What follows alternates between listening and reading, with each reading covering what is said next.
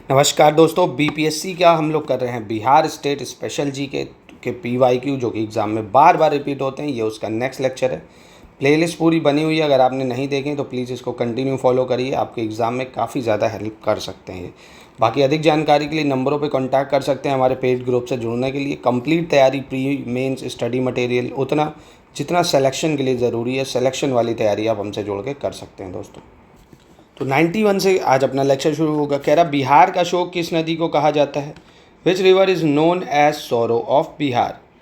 घाघरा, गंगा, कोसी या सोन, या उपरोक्त में से कोई नहीं, या एक से अधिक। किसको कहते हैं बिहार का शोक? तो ये सभी को पता होगा दोस्तों। बिहार का शोक कहा जाता है कोसी नदी को। किसको कहा जाता है? कोसी नदी को। ठीक है, चलिए नेक्स्ट क्वेश्चन की तरफ बढ़ते हैं अपने। बिहार का तराई प्रदेश विस्तृत है। The Terai region of Bihar is spreaded. Chota Nagpur पठार के उत्तरी कागार के समानांतर, यानी parallel of north escarpment of Chota Nagpur plateau. Bharat Nepal सीमा के समानांतर, यानी parallel to India Nepal boundary. Rohtas पठार के पूर्वी कागार के समानांतर, यानी parallel of the east escarpment of Rohtas plateau. या राजमहल पहाड़ियों की पश्चिमी सीमा के समांतर, parallel of western limit of Rajmahal hills. कौन सा इसमें सही होगा दोस्तों, ये बताना है आपको। तो बिल्कुल ये दोस्तों जो है पैरेलल है ऑब्वियसली इंडिया नेपाल बाउंड्री के अंदर। आपको पता होगा भाभर, खादर, तराई बेल्ट जो है शिवालिक रेंज की आती है। तो इंडिया और नेपाल की जो पैरेलल चलती है उसको तराई बेल्ट बोलते हैं। ठीक है, कौन सी बेल्ट बोलते हैं? तराई बेल्ट। ठीक है, यहाँ पे मतलब जो लैंड होगी काफ़ी मार्शी रहती है, मतलब वाटर लेवल सॉइल में अच्छा रहता है। ठीक है, घने जंगल अंगल मिल जाएंगे। छोटा नागपुर के जंगल हैं। The forest of Chota Nagpur is सदाबहार, पतझड़, सवाना या कांटेदार। एवरग्रीन, डेसिडियस, सवाना या थॉर्नी। कैसे हैं छोटा नागपुर के जंगल? तो बहुत ही आसान है दोस्तों। छोटा नागपुर पे जो आपको जंगल मिलते हैं, पहली चीज़ तो एक पतझड़ होंगे, डेसिडियस और सवाना जंगल मिलेंगे। एवरग्रीन कहाँ मिल जाएंगे? क्योंकि उधर थोड़ी सी गर्मी भी होगी और सॉइल भी इतनी फर्टाइल नहीं होगी, तो आपको 2 और 3 यानी डेसिडियस और सवाना टाइप के जंगल मिलेंगे, झाड़ी टाइप की। ठीक है, चलिए आगे बढ़ते हैं।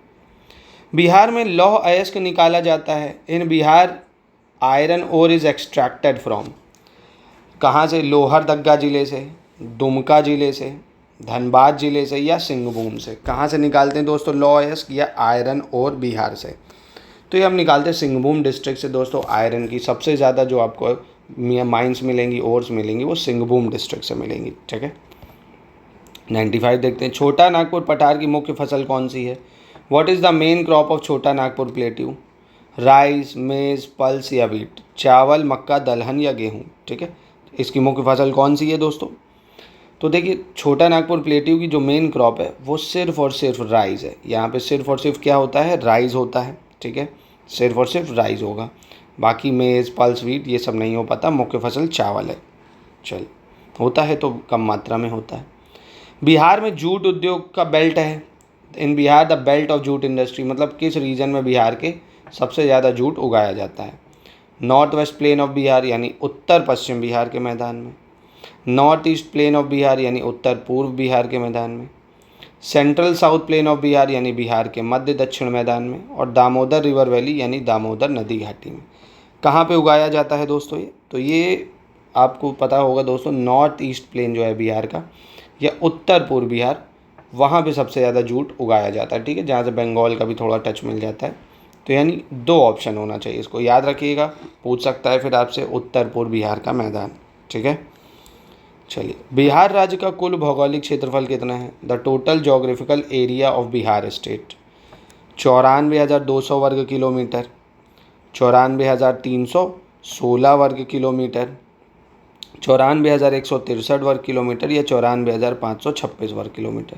तो जोग्राफिकल एरिया जो बिहार स्टेट का है वो है 94,163 वर्ग किलोमीटर, यानी सी ऑप्शन हो जाएगा इसका। ठीक है, 98 पे चलते हैं। बिहार की कुल खेती योग्य भूमि का कितना प्रतिशत सिंचित है? What percentage of total cultivate land of Bihar is irrigated? 50% से अधिक, 40 से 50%, 30 से 40% या 30% से कम।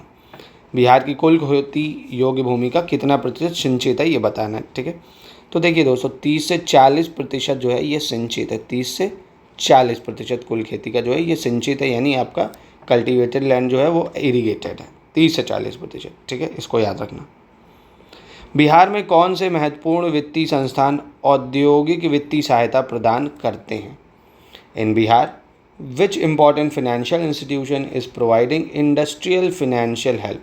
कौन देता है भैया? वर्ल्ड बैंक या बिस्कोमान, BISCOMAUN, बिहार राज्य वित्त निगम या भारतीय स्टेट बैंक?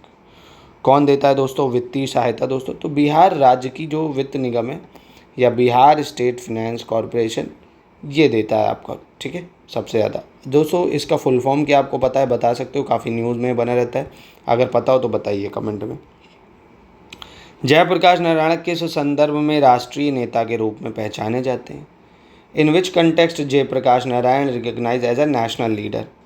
भारत छोड़ो आंदोलन के संदर्भ में, कांग्रेस सोशलिस्ट पार्टी की नींव यानी foundation of Congress socialist party, फिर भूदान आंदोलन, नेक्स्ट कांग्रेस के सदस्य कार्यकारी परिषद के रूप में, बताइए। बिल्कुल दोस्तों, ये पहचान जाते हैं क्विट इंडिया मूवमेंट के संदर्भ में या भारत छोड़ो आंदोलन के संदर्भ में जयप्रकाश नारायण। ठीक है, इनको भारत रत्न भी हाल ही में सरकार ने अनाउंस कर दिया है, तो काफ़ी इंपॉर्टेंट था ये, बिल्कुल सही है ये। ठीक है, याद रखिएगा इसको। तो ये था आज का लेक्चर, मिलते हैं अपने नेक्स्ट लेक्चर पे दोस्तों। आशा करता हूँ आपकी पढ़ाई अच्छी चल रही होगी। प्लीज़ अच्छे से पढ़िए, अच्छी खासी पोस्ट इस साल आपको देखने को मिलेंगी बिहार PCS में दोस्तों। नमस्कार।